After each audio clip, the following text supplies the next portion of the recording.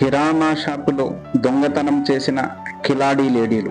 శ్రీకాళహస్తి పట్టణం RTC bus stand దగ్గరలో ఉన్న ఓ కిరాణా షాపుకు ఇద్దరు ఆడవాళ్లు వచ్చి ఏదో కావాలని అడగగా దుకాణ యజమాని లోపలకు వెళ్లి వచ్చే లోపల ఆ ఇద్దరిలో ఒకరు 5 లీటర్ల ఆయిల్ క్యాన్ డబ్బాను తీసుకుని సంచిలో పెట్టేసి వేరే మహిళ ద్వారా పంపించడం జరిగింది. ఆ మహిళ ఏమీ కొనుక్కుంటానే వెళ్లిపోయినది.